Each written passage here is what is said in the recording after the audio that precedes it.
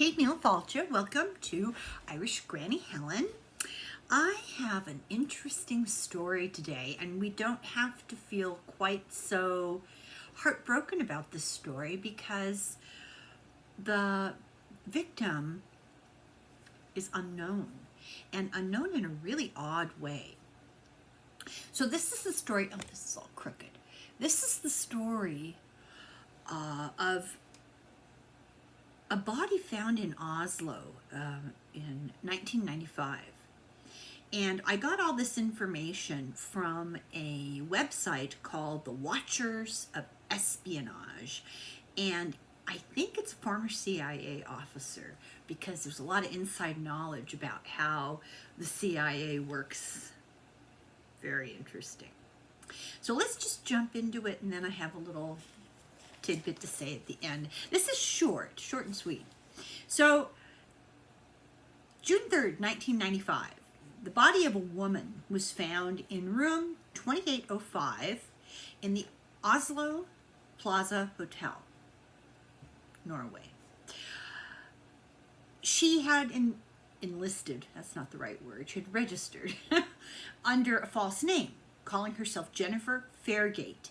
And she actually misspelled it in a couple of different places, so who knows how it's spelled, who knows what the real name, the real alias was. Question is, who was this woman? And all kinds of interesting stories have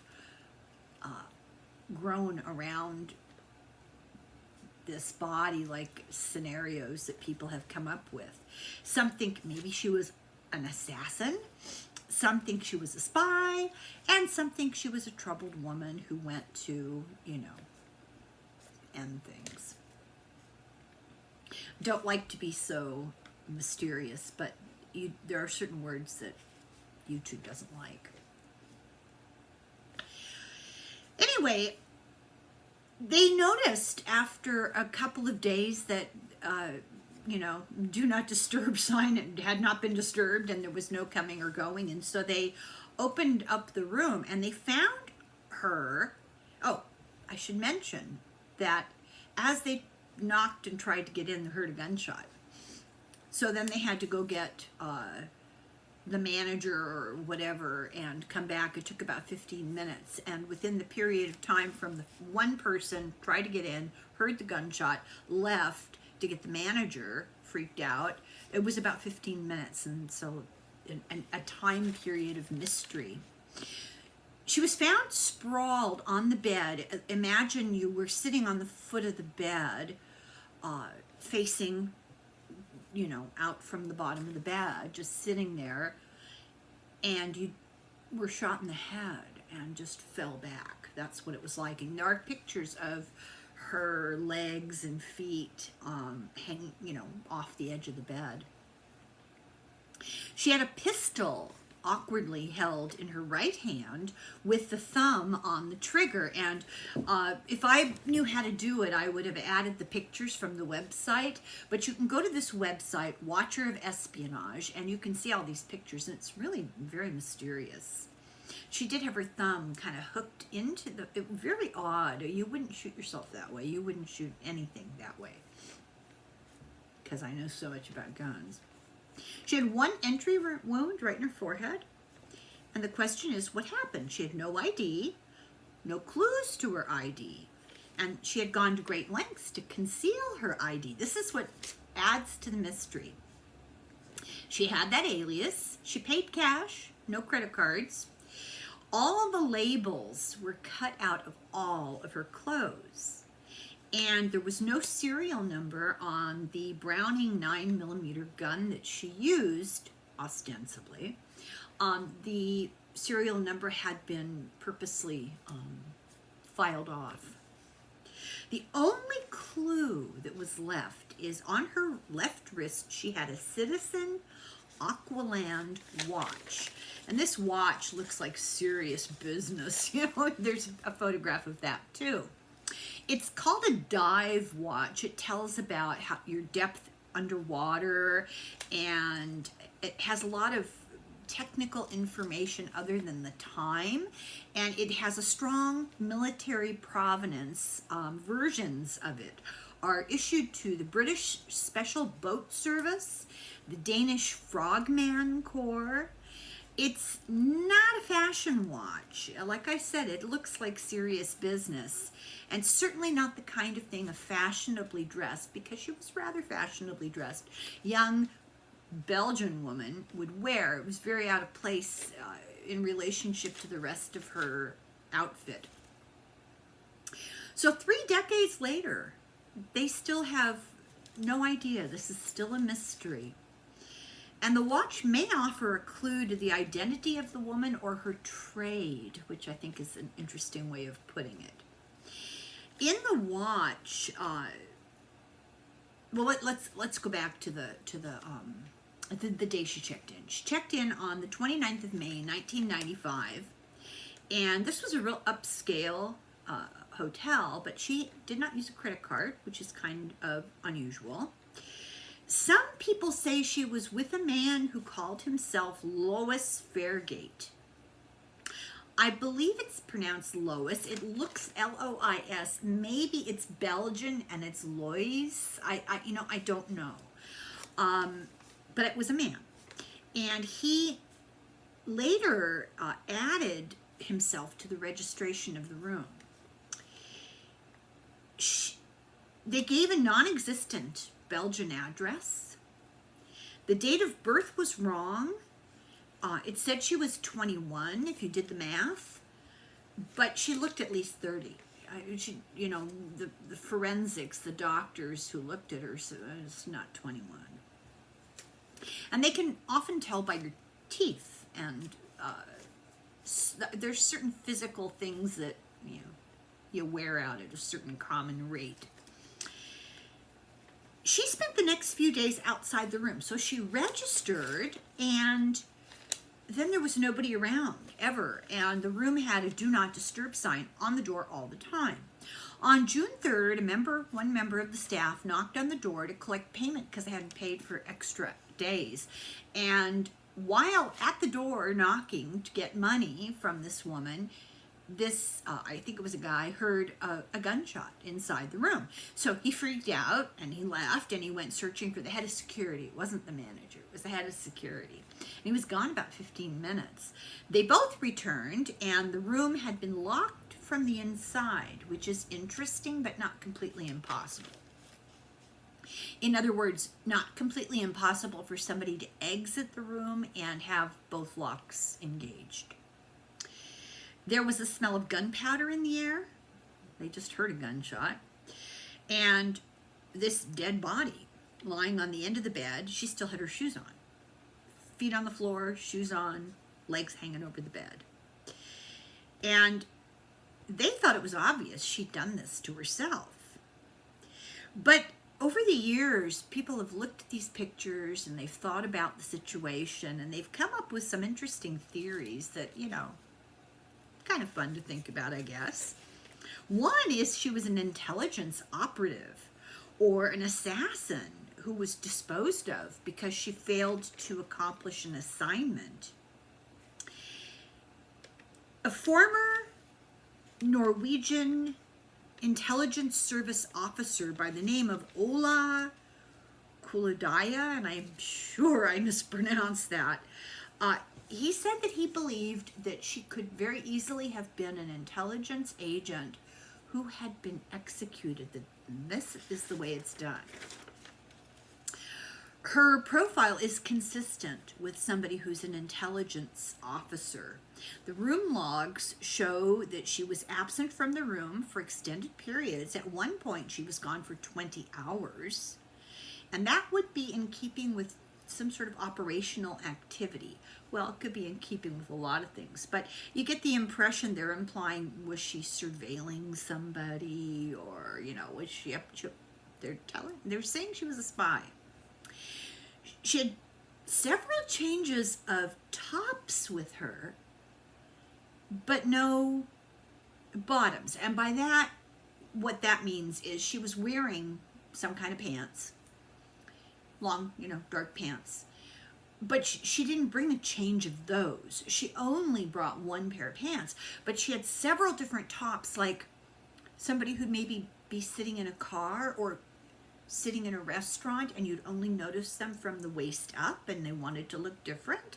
So they felt like these were disguises. There was no blood spatter. This to me is the single most interesting bit of evidence. There was no blood spatter on her hand. Now, if you hold a gun and shoot, it's gonna splatter you. Her hands were clean.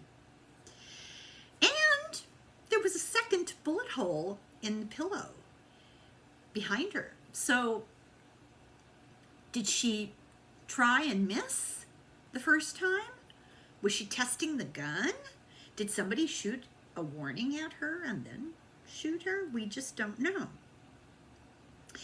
Often, according to intelligence officers, and this guy who wrote all this is a CIA, former CIA, often targeted kills look like self-done jobs. This is the way that Russia intelligence handles their problems, and Mossad, the Israeli intelligence. So the watch is a very specialized kind of watch. It's for subaquatic use. It's got a depth gauge, and it's worn by special ops, by maritime units in Europe, in Italy and Denmark. This is just a very unusual watch, which links her to the military, if nothing else. And it's in stark contrast to the fashionable clothes that she had on. It's not a watch worn by accident. It's a must in intelligence. It's a tool of espionage. It's considered a tool of espionage. This is just not an opinion. This is in the business. She could have been a diver, that's true. But she could have been in the military, or she could have been some kind of spy. What facts does the watch provide? Well, they know from the internal stuff that the watch was made in January of '92. It had 3 Swiss batteries that are dated 1994. And they're engraved with a W395, which means that they were made in '94, but they were installed in March of '95. That's the 395, and probably by a watchmaker with the initial W. This is commonly done in the watchmaking profession. The watch was later sold at a police auction. Too bad they didn't get DNA off of it. John Cipher, a former CIA guy, said that this watch is often used for Russian ops, that Nordic countries are of great intelligence interest for Russia because of the Baltic Sea, because of access to it, because of oil, and it's an opening. Those countries are an opening to Western Europe for Russia. She could have been a Russian intelligence asset. Or she could have been involved in organized crime, and this CIA agent said those are not mutually exclusive, and as a matter of fact, they're more likely to intersect. In the 90s, the KGB officers had to turn to organized crime to survive after the collapse of the USSR. They knew how to use international banks. They could do tasks in Europe because they knew how to handle people in Europe, because remember, USSR was very closed off.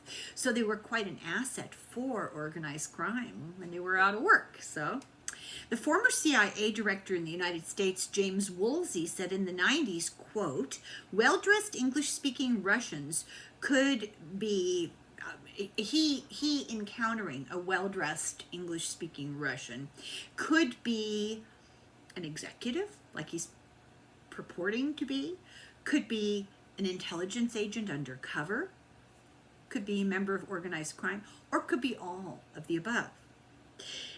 She could have been an Eastern German after unification and the end of the Stasi. The Stasi were the secret police. In the website, they have a picture, an ID picture of Putin's Stasi ID. Very interesting. So she could have been former East German intelligence, working for the Russian intelligence, or organized crime, or both. Her accent kind of sounded East German to the employees of the hotel, and her DNA indicated that maybe she was Eastern German, and some of her clothes were from Germany. They just knew, I guess they were able, even though they had no labels, they were able to figure it out. This hotel was used for secret Israeli-Palestinian negotiations in the 90s. So was she an Israeli operative? Was she a target? Or, and this is another option, was she an escort?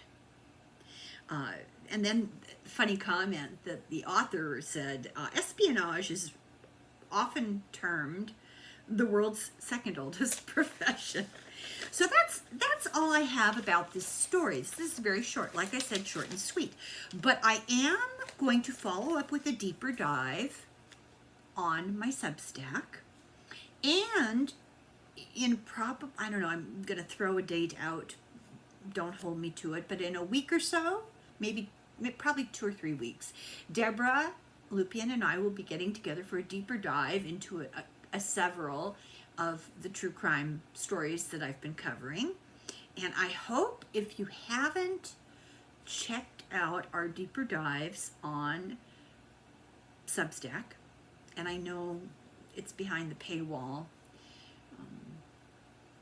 I'll tell you a secret. You could do $5 for 1 month, catch up on everything, and come back in a couple of months and catch up on everything. I mean, because I'm not doing it for the money, but they wouldn't let me have that degree of privacy without, I apologize, I hate it, but there you go.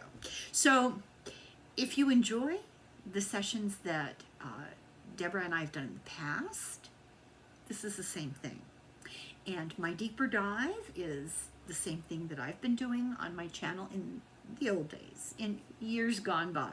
So I encourage you to look into it, because it does help. Also, in case you don't know, I did a little conversation about 2025 on my open YouTube channel, and it was kind of hard to get real specific. I know it was an absolute downer. I know that. But there's more information, there's more nuance on my Substack. So, and Nate and I are going to be pursuing this in a week or so.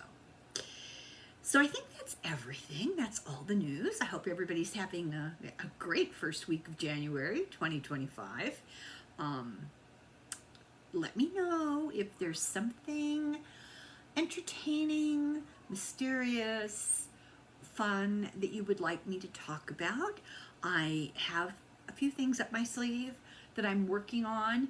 I spent all day yesterday dealing with technology, which is why I was silent yesterday, and I apologize, but no mystery to anybody there. We don't need Debbra Lupien to tell everybody what's going on between me and the iPad, right? Okay, thank you very much for watching, and I'll be back. Slanga foil, slancha.